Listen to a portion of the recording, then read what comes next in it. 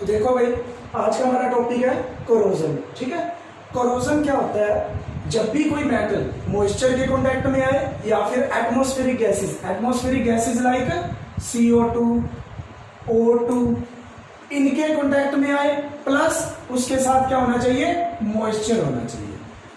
जब कोई भी metal atmospheric gases and moisture के कांटेक्ट में आता है तो उसके सरफेस पे रिएक्शंस होती हैं, जिसकी वजह से कार्बोनेट बन सकते हैं, ऑक्साइड बन सकते हैं, सल्फाइड बन सकते हैं या फिर सल्फेट बन सकते हैं। कार्बोनेट होगा तो क्या जुड़ेगा? CO3 2 नेगेटिव, ऑक्साइड होगा तो O2 नेगेटिव, सल्फाइड होगा तो S2 नेगेटिव, सल्फेट होगा तो SO4 2 नेगेटिव। जब मेटल सरफेस पे एटमॉस्फेरिक गैसेस और मॉइस्चर इकट्ठा अटैक करेंगे तो मेटल का जो सरफेस है धीरे धीरे क्या होने लग जाएगा? खत्म होने लग जाएगा। स्लोली ईटिंग अवे, धीरे धीरे होता है ये प्रोसेस। ऐसा नहीं है कि एक दिन के अंदर होता है, काफी टाइम लगता है इसको। बहुत ही स्लो रिएक्शन है। The slowly eating away of metal due to attack of atmospheric gases, CO2 हो सकती है, O2 हो सकती है, and moisture H2O on the surface of metal, which results into formation of carbonates, oxides, sulfate etc. is called corrosion. corrosion का जो simple और best example है वो है रस्टिंग ऑफ आयरन। लिख लीजिए, रस्टिंग ऑफ आयरन। आयरन की जो corrosion होती है उसको एक स्पेशल नेम दिया जाता है, रस्टिंग ऑफ आयरन। और जो आयरन खराब हो जाता है, रस्ट हो जाता है, उसका फॉर्मूला क्या फाइनली बनेगा? रस्ट आयरन का फॉर्मूला Fe2O3.XH2O। ये जो X मॉलिक्यूल ऑफ H2O है इनको कहते हैं वाटर ऑफ क्रिस्टलाइजेशन। इस वजह से आपने ध्यान दिया होगा, जब आयरन रस्ट होता है तो उसके ऊपर एक ब्राउन, रेडिश ब्राउन से कलर की एक लेयर, पपड़ी सी जम जाती है। ठीक है, उसका कुछ ना कुछ कलर है। उस कलर के लिए कौन रिस्पॉन्सिबल होता है? ये वाटर ऑफ क्रिस्टलाइजेशन। लिख लेना ये चीज।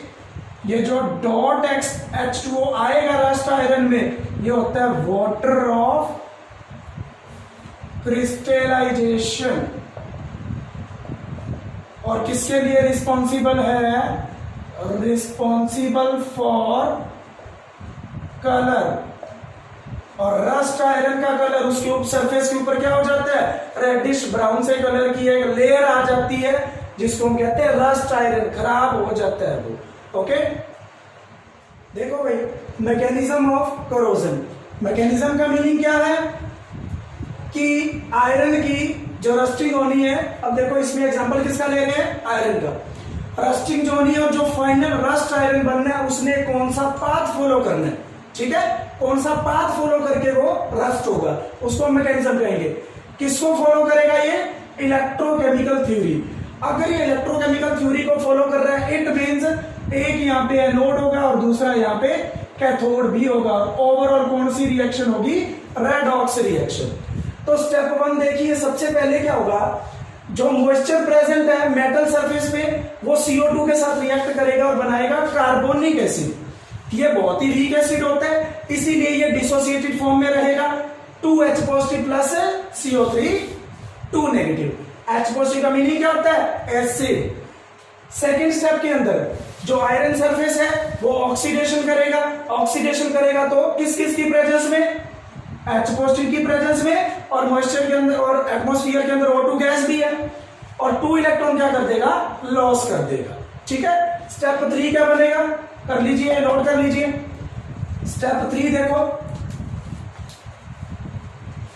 स्टेप 3 इस इक्वेशन को याद रखना, हम ऐड करेंगे। स्टेप 3 में क्या होगा?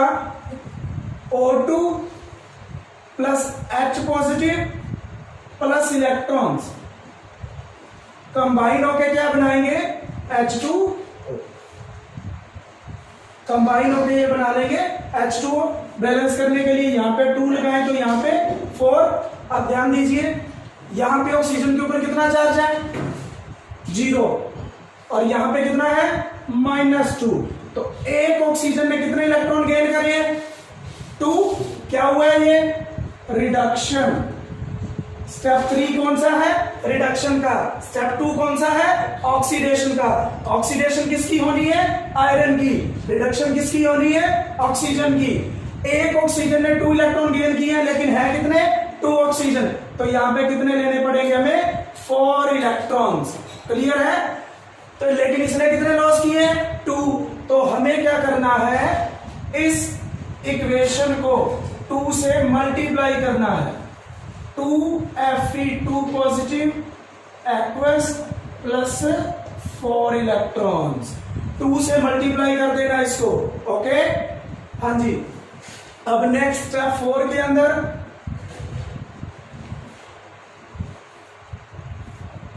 आप इन इक्वेशंस को क्या कर दो? ऐड कर दो। इन इक्वेशंस को ऐड करने से हमें क्या मिलेगा? Fe solid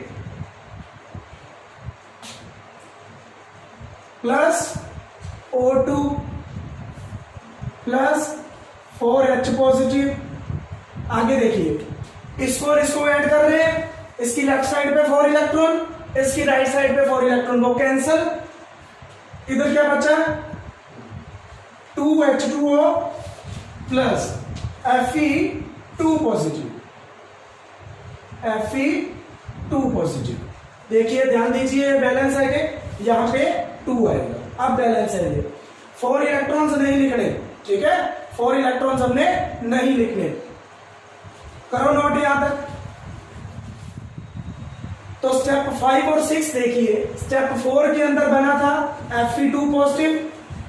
Fe2 positive combine होगा वाटर एंड ऑक्सीजन के साथ और बना लेगा Fe2O3 plus H positive release हो जाएगा। Fe2O3 means iron oxide. Finally step 6 के अंदर ये X मॉलिक्यूल ऑफ वाटर को अपने साथ रखेगा। किस फॉर्म में? वाटर ऑफ क्रिस्टलाइजेशन की फॉर्म में, और उसी को हम कहते हैं रस्ट आयरन।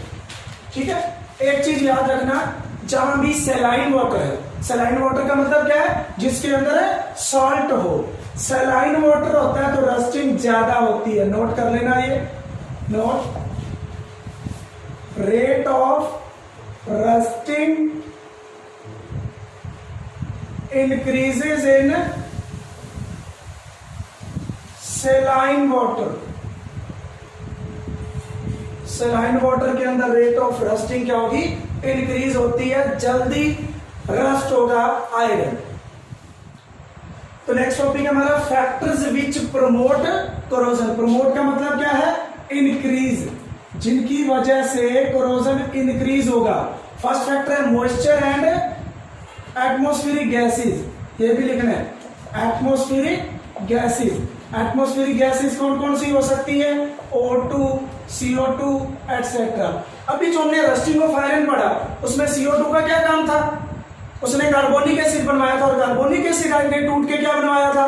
H positive. उसने पार्टिसिपेट किया था फिर एनोड और कैथोड की रिएक्शन में। सेकंड है, अगर कहीं पे मेटल सरफेस पे कट आ जाए, बेंडिंग हो, स्ट्रेन हो, तो उसकी वजह से भी उस जगह पे क्या होता है? कोरोजन इंक्रीज हो जाता है। थर्ड है, if metal is more reactive. देखिए, आफ्टर ऑल कोरोजन के अंदर मेटल ने रिएक्शन करनी है। मेटल ने किसका काम करना है? कैथोड का या एनोड का? मेटल जो हमने लिया था आयरन को कहां पे लिया था हमने? एनोड पे। इलेक्ट्रॉन लॉस करने थे। जितना ज्यादा रिएक्टिव मेटल होगा उतनी ही जल्दी वो क्या करेगा? इलेक्ट्रॉन लॉस कर देगा, और उतनी ही जल्दी उसको क्या होगा? कोरोजन। क्लियर है? फोर्थ पॉइंट है इफ इम्प्योरिटीज। देखिए, प्योर मेटल जल्दी कोरोड नहीं होता, ठीक है? उसका कोरोजन जल्दी नहीं होता। प्योर मेटल है वो जल्दी कोरोड नहीं होता। अगर इम्प्योरिटीज उसके अंदर प्रेजेंट है तो वो क्या होगा? जल्दी कोरोड होगा, जल्दी खत्म हो जाएगा। क्लियर है? ये थर्ड पॉइंट ध्यान रखना। अगर मैं पूछूं आपसे कि जिंक और आयरन या जिंक और कॉपर, इसमें से कौन जल्दी कोरोडेड होगा? इलेक्ट्रोकेमिकल सीरीज में आपने पढ़ा है, रिडक्शन पोटेंशियल वैल्यू किसकी ज्यादा होती है? इसकी रिडक्शन पोटेंशियल वैल्यू कितनी थी? -0.76। मींस इसकी ऑक्सीडेशन पोटेंशियल ज्यादा है। तो ये जल्दी ऑक्सीडाइज होगा। ऑक्सीडाइज होगा तो कहां प्रेजेंट होगा?